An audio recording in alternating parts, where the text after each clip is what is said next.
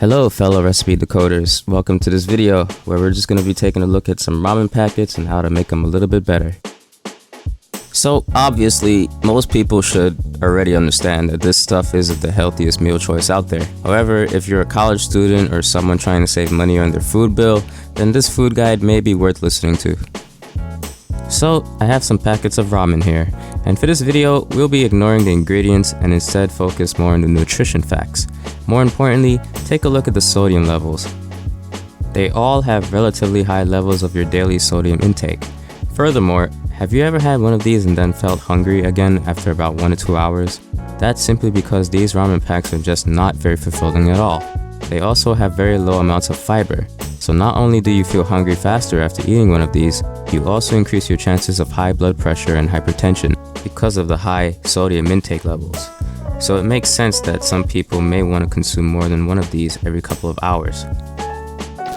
Now the easiest thing you can do to counter this unhealthy situation is to simply balance things out. Just add in some complex carbohydrates, meaning you're going to want to include some roots and vegetables into the mix. The point of adding healthy macronutrients is to make your meals more fulfilling, so you don't feel hungry faster and can last longer without eating throughout the day. Now as you can see here, I'm just laying out an assortment of vegetables such as a potato, some onions and shallots, capsaicin peppers, black peppers, and garlic. And don't forget, you're going to want to make sure all your vegetable produce has been cleaned and washed. Alright, so first thing you're going to want to do is lay out a cutting board and start peeling out the potato.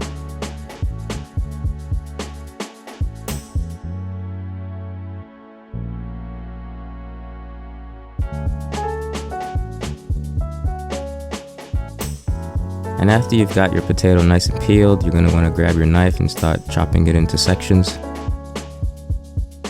And it should look something like this. Next is the garlic. We're going to take your time, obviously, when you chop these. You don't want to cut your hand or something.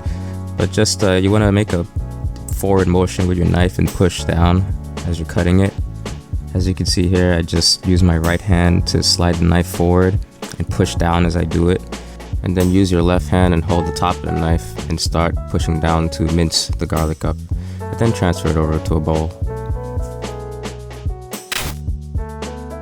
Alright, next is the onion. You're going to want to just cut the back of it off. This is just a quarter of the onion. You don't have to use a whole onion unless you have a small onion. But yeah, just peel away the skin and you should have a clean onion. And then grab your knife, and just like with the garlic, you're going to want to push forward when you're cutting the onion. And then when you're done slicing up your onion, you're going to want to use your left hand to keep the knife steady and then move back and forth to start mincing it up. And like I said, I mean, I'm not a knife expert, but just take your time. You don't want to cut your hand or anything. And next we're going to use a green bell pepper. Well, not the whole green bell pepper, just a quarter of it. And we're going to want to slice it up into sections as well. And here, as you can see, I tried to slice them as thin as I can. It doesn't have to be perfect. It can be a little chunky, it doesn't matter.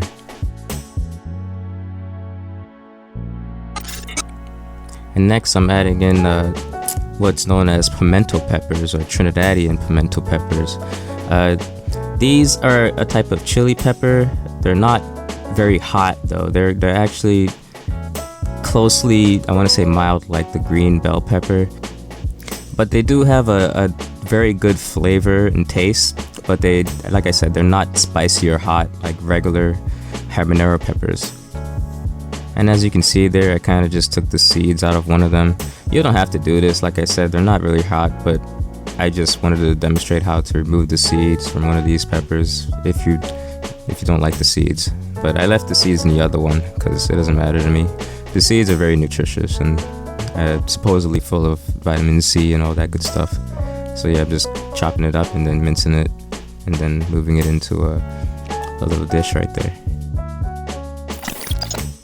Alright, next up we're going to cut up our scallions. We're going to get rid of those roots though.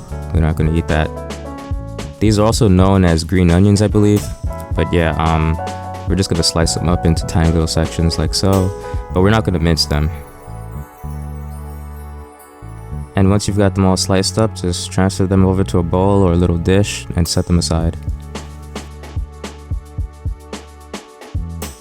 And here are all the ingredients: 10 grams of garlic, 42 grams of sliced bell peppers, 2 grams of black peppers, 65 grams of chopped onions, 110 grams of potatoes, 20 grams of chopped pimento peppers, and 20 grams of scallions. Oh, and don't forget the pack of ramen. So we're gonna grab ourselves a small saucepan and measure it out to about 350 milliliters or 1 and 1/2 cups of water. Now the reason you want to use a small saucepan around this size is because you want the noodles to get cooked evenly alongside with all the other vegetables we're going to add in. So first we're going to bring our potatoes to a boil because they typically take the longest to cook and we want them to get soft. And once the potatoes are starting to boil, you want to lower the fire to about a medium heat. You don't have to lift the pot off the flame, I just did that for demonstration purposes. And now we're going to add in our ramen noodles and try to make sure that it's actually submerged in water. You're just going to want to move the potatoes out of the way. And make sure you add in every little bit. However, don't add in the seasoned pack just yet. But you can shake it up for all the contents to get to the bottom. And then if you did it right, just tear off the lip and everything should be, it shouldn't spill out. And just set it aside. Alright, so the noodles should be getting soft about now, and it's about time to start stirring in all of our ingredients. We're going to start off with our garlic, onions, pimento peppers, and just give them a good mixing.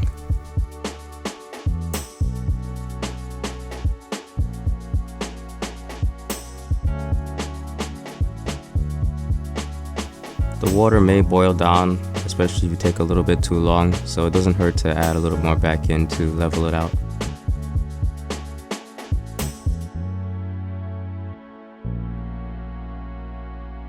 So around this point, I'd say it's about time to add in our seasoned mix pack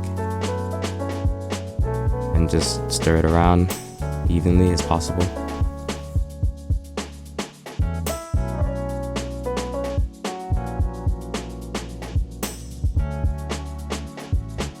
And now it's time to add in our black pepper as well. And notice that I haven't really added any salt into this mixture as well because the seasoned pack, don't forget, it has tons of sodium in it already, so there really isn't any reason to add any extra salt. Just stir it a couple more times, then turn off the fire and remove the pot from the stove.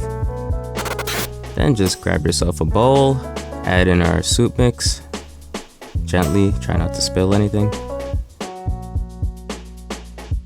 And last, we're going to add our scallions and our green sliced bell peppers.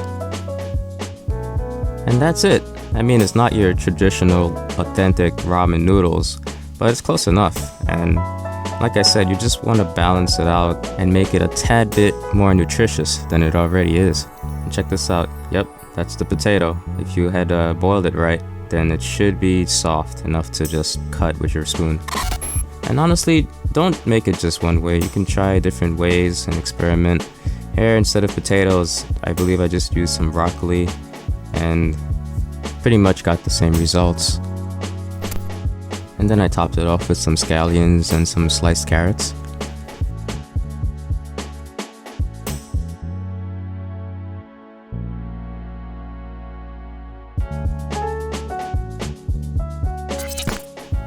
Here's another one, but this time I used some mixed vegetables and again with the pepper and the seasoning pack mix itself. And if you couldn't tell already, yes, I really do like pepper, both black pepper and capsaicin. I don't know, it just makes food taste a lot better in my opinion. And frankly, you don't really have to add pepper into your soup or anything if you don't like it. It's just a personal preference for me.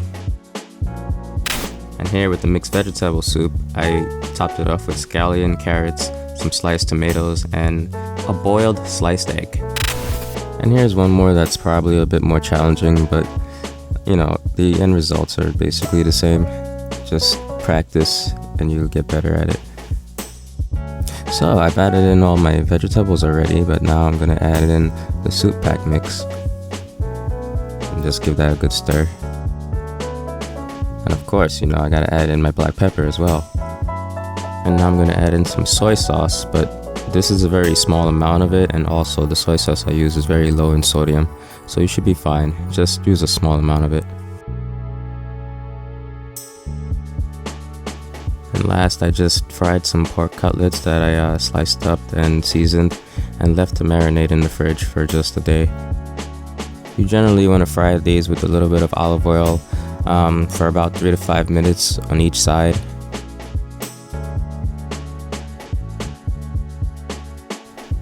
And here you go, here's the end result.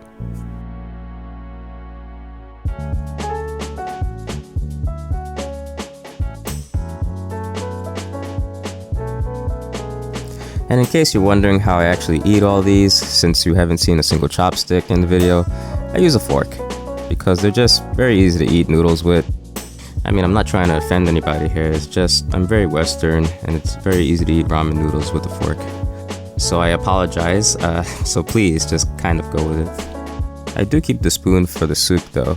It helps to slurp it up, especially when it's hot.